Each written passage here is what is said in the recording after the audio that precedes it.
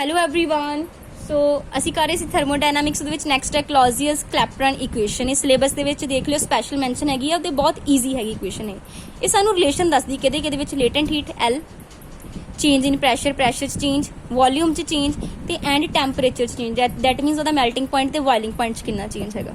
ਠੀਕ ਹੈ ਜੀ, during the change of the phase of substance. ਹੁਣ ਲੇਟੈਂਟ ਹੀਟ ਪਹਿਲਾਂ ਸਮਝੋ ਕੀ ਹੁੰਦੀ ਹੈ। ਲੇਟੈਂਟ ਹੀਟ ਕੀ ਆ? ਇਹ heat required to change the phase of unit mass of substance from solid to किसी आप सॉलिड टू कितने जाना लिक्विड जाना।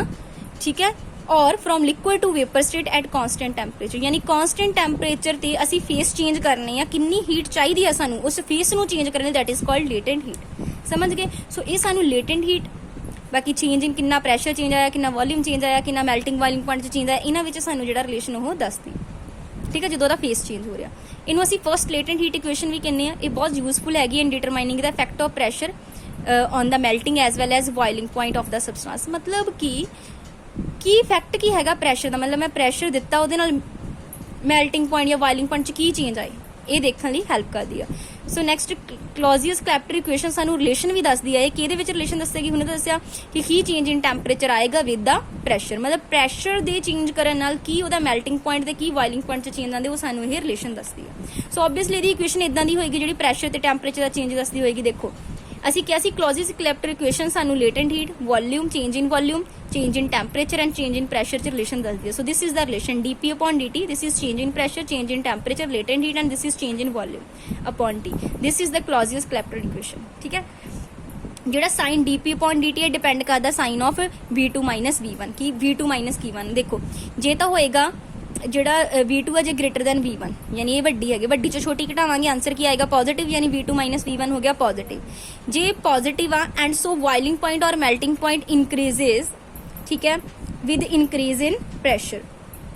मतलब ਬੋਇਲਿੰਗ ਪੁਆਇੰਟ ਤੇ ਜਿਹੜੇ ਮੈਲਟਿੰਗ ਪੁਆਇੰਟ ਹੈਗੇ ਉਹ ਇਨਕਰੀਜ਼ ਕਰਨਗੇ ਵਿਦ ਇਨਕਰੀਜ਼ ਇਨ ਪ੍ਰੈਸ਼ਰ। ਜੇ ਅਸੀਂ ਲੈਸ ਦੈਨ ਕਰ ਦਿੰਨੇ ਆ ਫਿਰ ਕੀ ਹੋ ਜਾਏਗਾ? देयर इज डिक्रीज हो जाएगा वॉल्यूम ਦੇ ਵਿੱਚ, यानी नेगेटिव। जे मतलब V2 ਲੈਸ ਦੈਨ ਨਾ ਹੁਣ ਛੋਟੀ ਮਾਈਨਸ ਵੱਡੀ ਮਾਈਨਸ ਆਨਸਰ ਆ ਜਾਏਗਾ, यानी ਹੁਣ ਨੈਗੇਟਿਵ ਪੋਜ਼ਿਟਿਵ ਇੱਕ ਨੈਗੇਟਿਵ ਹੋ ਜਾਏਗੀ ਇਹ ਚੀਜ਼, यानी कि ਹੁਣ ਉਲਟਾ ਹੋ ਜਾਏਗਾ। ਮੈਲਟਿੰਗ ਬੋਇਲਿੰਗ ਪੁਆਇੰਟ ਡਿਕਰੀਜ਼ ਕਰਨਗੇ ਵਿਦ ਇਨਕਰੀਜ਼ ਇਨ ਪ੍ਰੈਸ਼ਰ, ਕਿਉਂਕਿ ਇੱਕ ਨੈਗੇਟਿਵ ਹੋ ਜਾਏਗਾ ਇੱਕ ਪੋਜ਼ਿਟਿਵ ਹੋ ਜਾਏਗਾ ਨਾ। ਜਿੱਤੇ ਪੋਜ਼ਿਟਿਵ ਰਹਿੰਦਾ ਫਿਰ ਤਾਂ ਮੈਨੂੰ ਇੱਧਰ ਵੀ ਲੈ ਜਾਵਾਂ ਪੋਜ਼ਿਟਿਵ ਰਹਿਣਗੇ, यानी dt ਤੋਂ ਆਪਾਂ ਕਿੰਨੇ ਟੈਂਪਰੇਚਰ ਚੇਂਜ, यानी ਮੈਲਟਿੰਗ ਪੁਆਇੰਟ ਬੋਇਲਿੰਗ ਪੁਆਇੰਟ ਜੇ ਇਨਕਰੀਜ਼ ਕਰਨਗੇ, ਜੇ ਪ੍ਰੈਸ਼ਰ ਵੀ ਇਨਕਰੀਜ਼ ਕਰੇਗਾ। ਠੀਕ ਹੈ, मतलब ਪ੍ਰੈਸ਼ਰ ਦੇ ਵਧਣ ਨਾਲ ਇਹ ਕੀ ਕਰਨਗੇ? ਵਧਣਗੇ। ਦਾ ਜੇ ਤਾਂ ਸਾਡੇ ਕੋਲ ਚੀਜ਼ ਪੋਜ਼ਿਟਿਵ ਆ ਗਈ, ਠੀਕ ਹੈ, ਪੋਜ਼ਿਟਿਵ ਕੁਆਂਟੀਟੀ dP = dt ਇੱਧਰ ਲੈ ਜਾਓ ਤੇ ਤੁਹਾਨੂੰ ਪਤਾ ਹੈ मतलब ਡਿਕਰੀਜ਼ ਕਰਾਂਗੇ ਤਾਂ ਡਿਕਰੀਜ਼ ਹੋਏਗਾ, ਇਨਕਰੀਜ਼ ਕਰਾਂਗੇ ਤੇ ਇਨਕਰੀਜ਼ ਹੋਏਗਾ, यानी boiling point melting point increase ਕਰਨਗੇ with increase in pressure. But ਜੇ ਨੈਗੇਟਿਵ ਕੁਆਂਟੀਟੀ ਹੋ ਗਈ ਇਹਨੂੰ ਇੱਧਰ ਲੈ ਜਾਓ, ਨੈਗੇਟਿਵ ਪੋਜ਼ਿਟਿਵ ਆ ਜਾਏਗਾ, यानी ਜੇ ਟੈਂਪਰੇਚਰ ਜੇ ਤੁਸੀਂ ਪ੍ਰੈਸ਼ਰ ਵਧਾਓਗੇ ਤੇ ਮੈਲਟਿੰਗ ਪੁਆਇੰਟ ਬੋਇਲਿੰਗ ਪੁਆਇੰਟ ਕੀ ਕਰਨਗੇ? ਡਿਕਰੀਜ਼ ਕਰਨਗੇ with increase in pressure. Clear? So ਇਹ ਇੱਕ ਵਿੱਚ ਰਿਲੇਸ਼ਨ ਸੀ।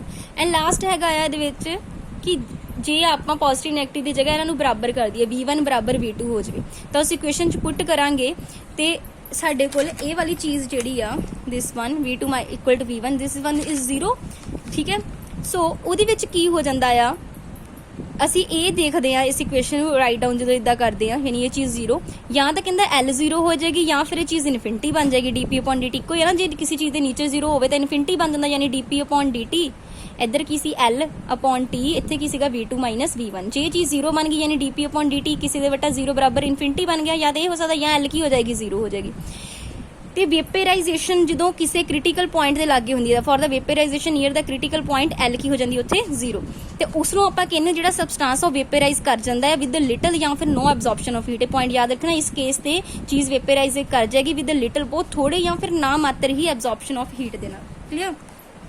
ਇਹਨੂੰ ਤੁਸੀਂ ਇੱਕ ਧਿਆਨ ਰੱਖਣਾ। ਠੀਕ ਹੈ, ਉਸ ਤੋਂ ਬਾਅਦ ਜਿਹੜਾ ਹੈ ਕਲੌਜ਼ੀਅਸ ਕਲੈਪਟਰ ਇਕੁਏਸ਼ਨ ਦਾ ਮੈਕਸਵੈਲ ਦੇ ਰਿਲੇਸ਼ਨ ਤੋਂ ਇੱਕ ਕਲੌਜ਼ੀਅਸ ਕਲੈਪਟਰ ਦੇ ਇਕੁਏਸ਼ਨ ਦਾ ਇਹ ਵੀ ਆਇਆ ਕਿ ਕਰਲੀ P upon curly T at constant V = L upon T VF minus VI। ਇਹਨੂੰ ਵੀ ਇਹ ਫਾਈਨਲ ਵੋਲਿਊਮ ਹੈ, ਇਨੀਸ਼ੀਅਲ ਵੋਲਿਊਮ ਜਿਹਦਾ V2 ਮਾਈਨਸ V1 ਲਿਖਿਆ ਸੀ, ਇਹਨੂੰ ਵੀ ਅਸੀਂ ਕਲੌਜ਼ੀਅਲ ਕਲੈਪਟਰ ਇਕੁਏਸ਼ਨ ਹੀ ਕਹਿੰਦੇ ਆ।